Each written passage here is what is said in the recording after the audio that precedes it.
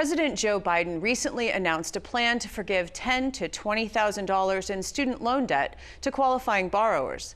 At the federal level, there is no tax on loan forgiveness, but Minnesota is among several states that will tax forgiven student loans as income unless lawmakers enact a fix.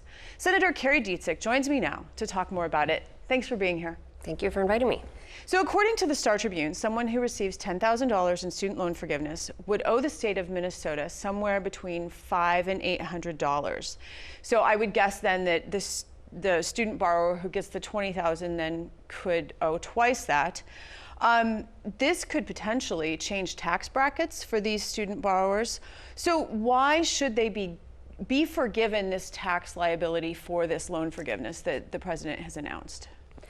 So that's a great question. And so first I'll get into some background. So Minnesota is one of the few states that we don't automatically conform to federal law changes. And so that's why we come back. We like to literally review the law changes and decide if we want to conform or not. And we do that with all sorts of tax provisions. And so we don't automatically conform, and then we review it. And sometimes we fully conform, sometimes we partially conform, and sometimes we don't have a tax bill, so that conformity is delayed and the people have to file an amendment.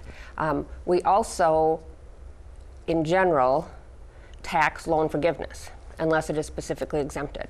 And so that's why we need to come back and do a bill between conformity and then, because we say that that loan forgiveness is income, we need to exempt that. So I personally think we should do this. I represent the University of Minnesota-Minneapolis campus in Augsburg, and talking to a lot of students over the last few years, they are graduating with huge amount of debt. Many of them are working. They just, between the cost of tuition and the cost of housing, outpaced inflation. So they are paying huge amount of debts.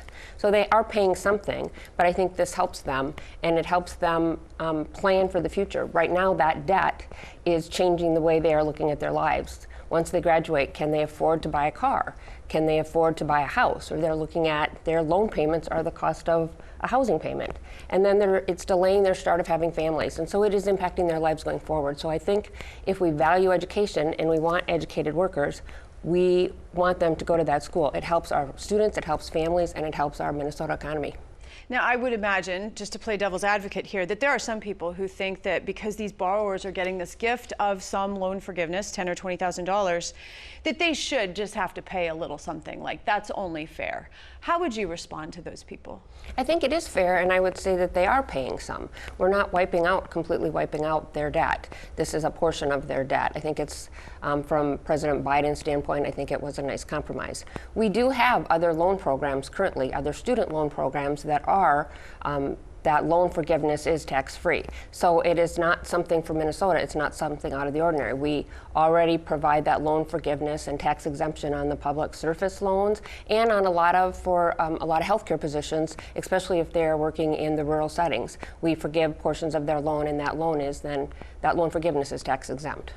So last week, you and your tax committee colleague, Senator Ann Rest, released a statement that together you will author legislation to remove Minnesota tax liability on this student loan debt forgiveness. Both Democrats and Republicans have voiced some support for this. Is it a pretty easy fix then? I would say it's an easy fix, but passing a tax bill isn't always easy.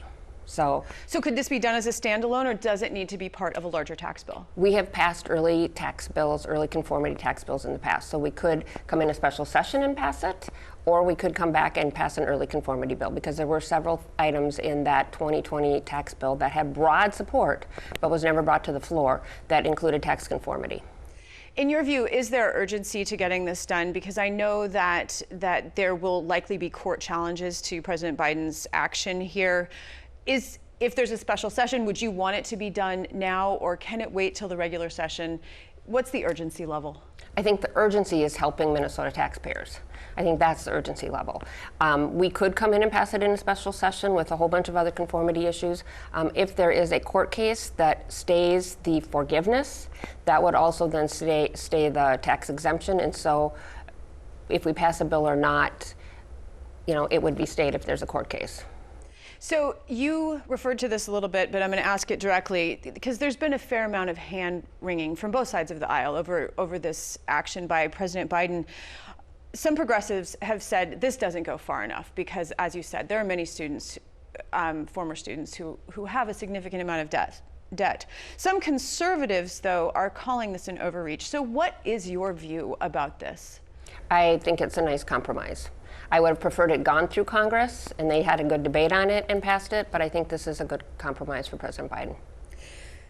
You and Senator Rusk concluded your press release last week by saying that the state needs to explore ways to bring down the cost of higher education. And there are critics who are saying that this action, it doesn't change the university model for high tuition in the first place. So it's really not getting at the underpinning of high tuition costs. So that question in itself is almost like its own segment. But what should be done to address the high cost of higher education? Definitely, I think this is like a Band-Aid. We need to get at that underground look at why is the cost of tuition so expensive and how do we make it more affordable and accessible for everybody across Minnesota. I have worked with Senator Clausen over the last 10 years to do a variety of different bills to reduce the cost of tuition, including increasing the tax credits and subtractions that we already offer. And then I think an easy way or a best way would be to increase the Minnesota grant program, because that helps students. It's like the federal, it's like our state equivalent for the Pell Grant. It helps students that are from moderate and low income afford college, and so that is one thing that we could do. But I think we really need to look at that broader issue, because that helps our Minnesota economy and it helps students and helps family. And I also think we should come back and look at that as part of a special session. Okay, well, 20 to 30 years ago, the higher education, at least for state institutions, they got a lot more dollars from the state than they do now. Would you like to see taxpayer dollars more heavily invested in higher education, or has that ship sailed? I think when I went to college, it was about 70% was paid for by the state, and now the state pays for closer to 30%. And so I think somewhere in there we need to have a better balance, because families can't afford it. Your average family can't afford it, and most jobs require some post-secondary education. So again, that will help our Minnesota economy. Senator Kari Dziedzic, thank you so much. Thank you.